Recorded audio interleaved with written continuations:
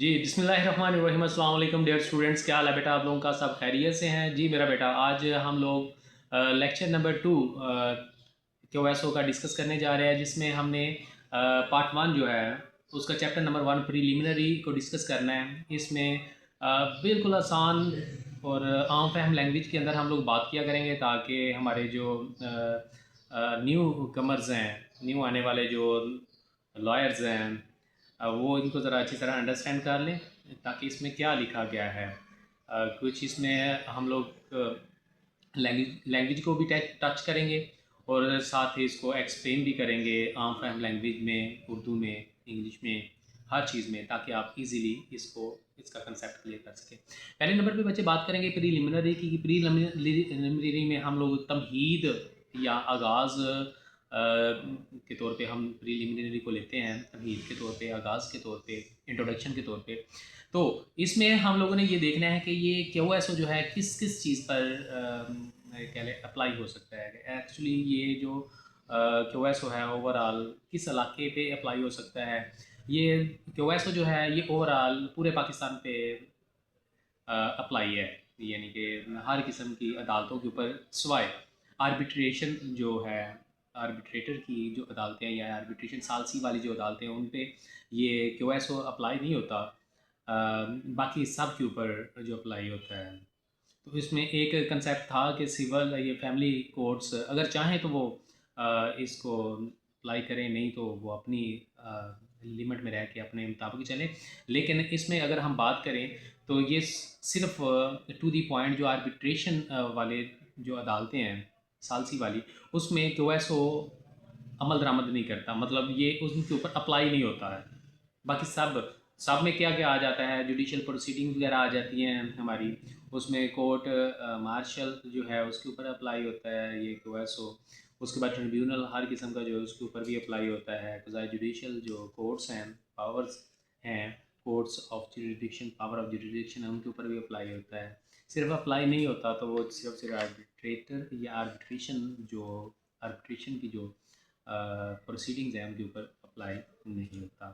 तो हम बात करते हैं जो आगे मेन जो, क्योंकि तमहीद के अंदर या प्रिलिमिनरी के अंदर जो मुख्तलिफ डेफिनेशन है, क्योंकि ये जो मोस्ट इम्पोर्टेंट आप कह लें कि पार्ट होता है rest of the other chapters के लिए, क्योंकि इसमें जो डेफिनेशंस वगैरह बताई जाती हैं इन्हीं को आगे फर्दर एक्सपेंड किया जाता है मुख्तलिफ चैप्टर्स में। तो इसलिए हमें इस पार्ट को अच्छी तरह से गो थ्रू करना होता है, और इसमें कोशिश ये की जाती है ये जो तमहीद वाली यानी कि प्रीलिमिनरी जो पार्ट है उनको याद करने की कोशिश की जाए, ताकि आगे जो है वो तो हमने कंसेप्ट क्लियर करने हैं, उसके मुताबिक हमने डिफाइन करना होता है। तो बच्चे इसमें बात की जा रही है कोर्ट। कोर्ट क्या चीज़ है? अब कोर्ट में कौन कौन सी चीज़ आती है? कोर्ट के अंदर जो है वो जजिस हजरात, यानी कि यहाँ पे अगर बात करूँ, कोर्ट में जजेस आ जाते हैं, मजिस्ट्रेट आ जाते हैं। तो उसके अलावा हमारे पास वो लीगली अथोराइज्ड सारी की सारी पर्सनैलिटी आ जाती हैं जिन्हें कानून इजाज़त देता है। तो अगर नहीं आता तो सिर्फ आर्बिट्रेटर्स जो हैं वो कोर्ट की मद में नहीं आता। ठीक है, अगर इसकी लैंग्वेज पढ़ी जाए तो सादा सी लैंग्वेज है, कोर्ट इंक्लूड्स ऑल जजेस and magistrates and all person except arbitrators legally authorised to take evidence. तो कोर्ट तो सिंपली आपको बता दिया कि कोर्ट क्या चीज़ है, कोर्ट में कौन कौन सी चीज़ें आ जाती हैं, कौन कौन सी पर्सनैलिटी आ जाती है कोर्ट्स के अंदर। मजिस्ट्रेट्स हैं, जजेस हैं, और वो अथोराइज्ड लोग हैं जिनको कानून इजाज़त देता है कि लीगली डिसीज़न या एविडेंस कलेक्ट करे या डिसीज़न ले, स्वाय आर्बिट्रेटर्स के वो कोर्ट में नहीं आता। उसके बाद हम बात करते हैं डॉक्यूमेंट्स की। बच्चे मोस्ट इंपॉर्टेंट पॉइंट है ये डॉक्यूमेंट का, इसके ऊपर बहुत ज़्यादा बहस होती है कि डॉक्यूमेंट्स होता क्या है। असल में डॉक्यूमेंट्स की अगर हम बात करें, डॉक्यूमेंट्स का मतलब होता है कि ऐसी वो चीज़ जिसके ऊपर कोई मैटर कलेक्ट किया जाता है या एक्सप्रेस किया जाता है या डिस्क्राइब किया जाता है। वो जो मैटर है वो एक्सप्रेस किया जाता है, जो डिस्क्राइब किया जाता है। अब वो जो सब्सटेंस है, यानी कि हम ये कहते हैं कि वो जो एक्सप्रेस्ड और डिस्क्राइब्ड एनी सब्सटेंस, किसी भी चीज़ के ऊपर वो जो मैटर एक्सप्रेस किया गया है या डिस्क्राइब किया गया है, वो लेटर की फॉर्म में हो, फिगर की फॉर्म में हो या मार्क्स की फॉर्म में हो, उसको हम क्या कहते हैं? डॉक्यूमेंट्स कहते हैं। अगर सादा अल्फाज में आपको फिर सिंपली बताऊं तो डॉक्यूमेंट क्या होता है? डॉक्यूमेंट एक ऐसा मैटर होता है जो किसी सब्सटेंस के ऊपर कलेक्ट किया जाता है, जिसको एविडेंस के तौर पे हमने रखना होता है। तो वो जो मैटर है वो किस फॉर्म में? वो लेटर फॉर्म में भी हो सकता है, वो अपना फिगर फॉर्म में भी हो सकता है और मार्क फॉर्म में भी हो सकता है। इसको हम सब्सटेंस कहते हैं, उसको हम सॉरी डॉक्यूमेंट्स कहते हैं। आगे हम बात करते हैं एविडेंस की। डॉक्यूमेंट्स क्लियर है आप लोगों का? डॉक्यूमेंट्स फिर सादा अल्फाज में आपको बता दूं, डॉक्यूमेंट्स को हम अगर हम डिफाइन करें तो डॉक्यूमेंट्स का मतलब है कि कोई भी मैटर जो किसी भी सब्सटेंस के ऊपर कलेक्ट किया जाता है, ख्वाह वो लेटर फॉर्म में हो, वो फिगर फॉर्म में हो या वो मार्क फॉर्म में, तो उसको हम क्या कहते हैं? उसको हम क्या कहते हैं? डॉक्यूमेंट्स कहते हैं। आगे हम बात करते हैं एविडेंस की। ये चीज़ें जो हैं ये आपका कंसेप्ट क्लियर होना चाहिए, फिर आगे इनको आपने याद भी करना होता है। बात करते हैं हम लोग एविडेंस की। अब एविडेंस क्या होती है? देखो बच्चे, एविडेंस जो असल में टू टाइप्स होती हैं। एक और होती है ओरल एविडेंस, दूसरी है डॉक्यूमेंट्री एविडेंस। ओरल एविडेंस और डॉक्यूमेंट्री एविडेंस। ओरल एविडेंस के अंदर हम ये कह सकते हैं कि तमाम की तमाम वो स्टेटमेंट्स जो कोई गवाह अदालत के कहने पर अदालत के अंदर किसी भी जो मैटर ऑफ फैक्ट से रिलेटेड जो स्टेटमेंट दी जाती है उसको प्रूव या डिसप्रूव करने के लिए अदालत की इजाज़त से, उसको हम कहते हैं ओरल एविडेंस।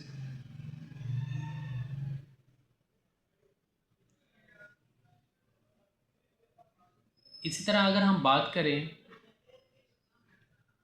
दूसरी जो किस्म है एविडेंस की, डॉक्यूमेंट्री एविडेंस। अब डॉक्यूमेंट्री एविडेंस फिर क्या है?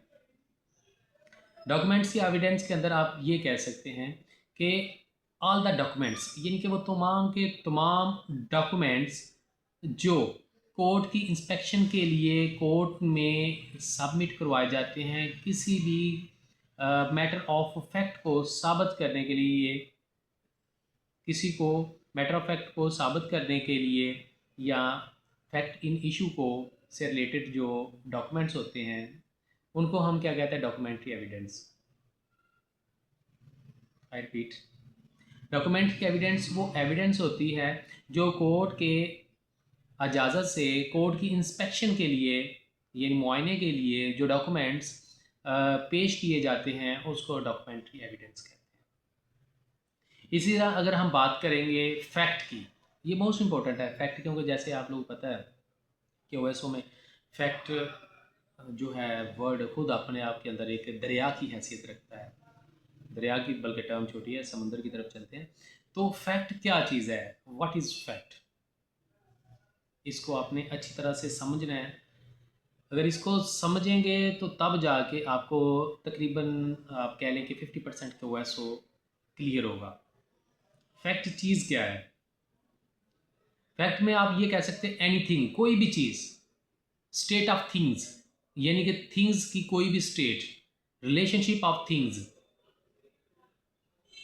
Anything, state of things, relationship of things, capable of being perceived bye senses, यानी कोई भी चीज़, उस चीज़ की जो स्टेट है वो, उसका रिलेशनशिप जो है इंसानी सेंसेस के ज़रिए जो परसीव की जाती है उसको फैक्ट कहते हैं। इसका दूसरा पार्ट हम देखते हैं, एनी स्टेट ऑफ माइंड, यानी any mental conditions of which any person is conscious, any mental conditions of which any person is conscious, this is called fact। तो इस तरह फैक्ट, तो इसका मतलब है सादा अल्फाज में अगर बात करें तो फैक्ट क्या चीज़ होगी। अगर फैक्ट के मतलब आप इसको अंडरस्टैंड करें तो फैक्ट आपकी जो सेंसेस है, पांच की पांच, फाइव सेंसेस, उनसे जितनी भी चीज़ें आप गेन करते हैं, मसलन कानों से सुनते हैं, आंखों से देखते हैं, ज़बान से चखते हैं, सोचते हैं, बस ये सारी चीज़ें फैक्ट्स में आ जाती हैं। ठीक है, तो बच्चों आज ये कुछ इम्पोर्टेंट डेफिनेशन थी जो आप लोगों से डिस्कस किए हैं।